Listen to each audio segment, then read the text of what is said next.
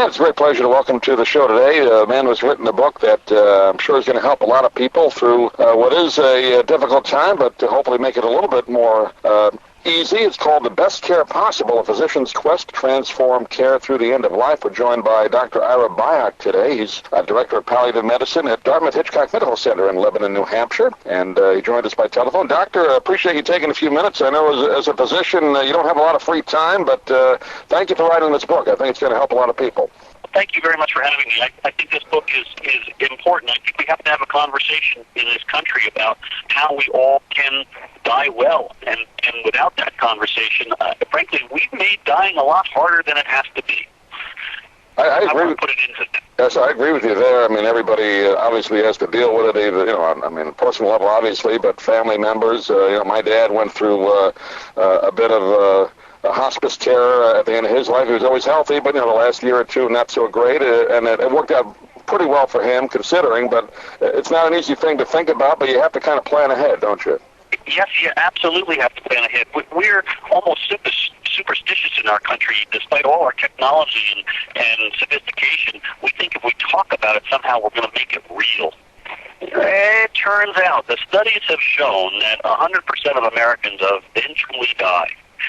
I think it's really time to just talk about it and get over ourselves, grow the rest of the way up, and talk about how we can care well for ourselves through the end of life. By the way, this isn't about rationing or death panels or any of that. This is about really bringing all of the science and technology to bear to help people live as long and as well as possible, but also acknowledging that despite all of the advances in medicine, we have yet to make even one person immortal. If we don't talk about it, dying still happens. It just happens often in ways that most people don't want. I think you make a good point. Just and in the book itself, I had a chance to read through it last week. You really kind of bring a personal level to it by really describing different patients you've had to deal with or have heard about, their cases. And like you said, there's certain times where you get a disease or an illness and there's really nothing a doctor can do. They can prolong your life, but you're suffering. I think you have to make that decision, well, how long should I suffer, or should I just make them comfortable so they can die a natural, more dignified way? Is that the kind of the point? It is. I chose the title for this book, The Best Care Possible, because that's the only thing I am confident that every single one of us wants for ourselves and the people we love. Now, what it means is different from one person to another. If one size doesn't fit all, and what's right for you may be wrong for me, it's also true that the best care at an early part of an illness may be different from what the best care is later in an illness. In order to find out what the best care is for somebody, we actually have to have that conversation. What I do and our team does at Dartmouth-Hitchcock Medical Center is we practice something called shared decision-making, where we work with each patient and family, finding out what their values are, what their choices and preferences are.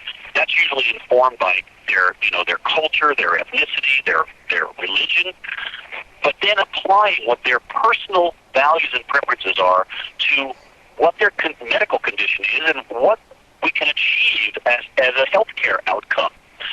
That's different for everybody, but we can make it right for each and every person and help them to live as long as and as well as possible.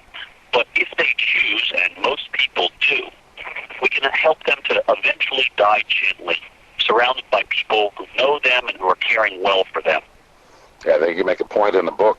More treatment is not always better. You hear these kind of horror stories of people, getting all these tests where they don't really need them, or it's not going to help them, or all this medication where they're kind of drugged up all the time, in which case they're not going to extend their life, or at least the quality of life, any better. So that's the thing you have to look at, right?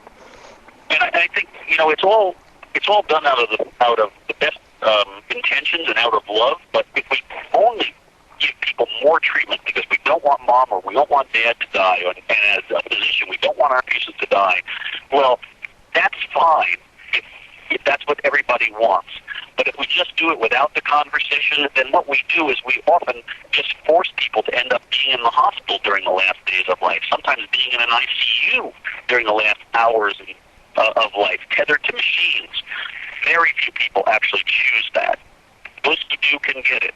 but most of us would rather be in different circumstances. And frankly, all we have to do is to bring what we already know in the science of communication and decision-making to help people decide for themselves what the best care looks like and then deliver it. We have the technology to do it. We have the money, plenty of money in the healthcare system to do this well. It's not our intention to save money, but you know what? If you do it well and fewer people die in ICUs, actually costs at the end of life go down, not up.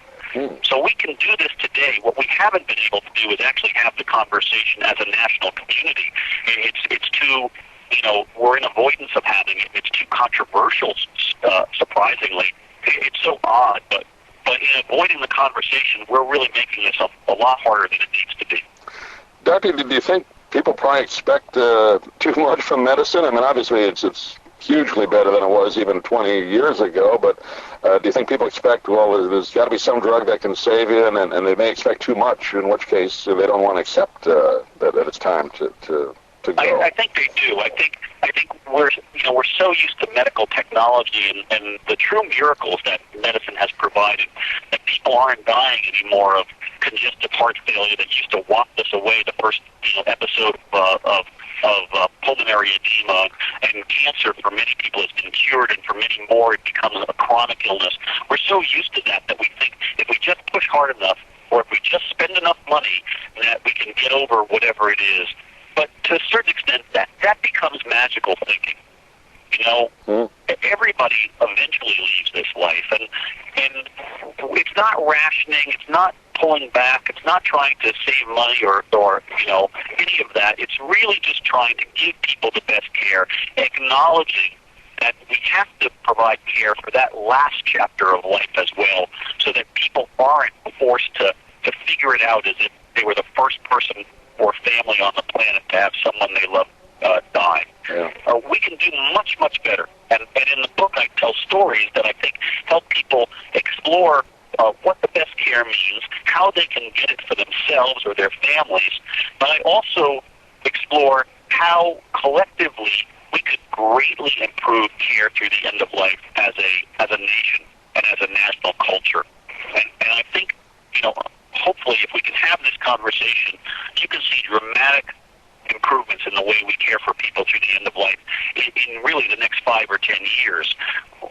But we have to have that conversation. Yeah, I agree with you. I think it's a tough conversation to start, but I think once you get into it, it does make things easier. I think the operative word is probably dignity at the end. You don't want the person to feel undignified. I mean, nobody wants to die, but when you're going to go, do it in a dignified manner. I think that's the key. I think people are inherently dignified, and part of my job as a doctor, and certainly I know my nursing colleagues feel the same way, is that we want people to feel their inherent dignity reflected in the care that we provide. People should feel honored, worthy, and even celebrated during the last days of their lives. And you know what? We can do that for people, and we can help families provide care that is not only medically excellent, but frankly tender and loving. Isn't that what we want for our loved ones? The Best Care Possible is the name of the book. We've been talking with Dr. Ira Byock. Doctor, you give out a website and we get a hold of the book, or maybe send you a message if they like. Yes, for both. The website is called thebestcarepossible.com, and lots more information there, not only about the book, but about resources that can help you and your families. And again, I hope we can start a conversation. And can I say one last thing before I close? Sure. Go Rays. Okay, yeah, very good. Well, they're a pretty good team, so you got to come down and see a couple of games. I would love it. Dr. Byock, thanks for joining us. Good to talk to you.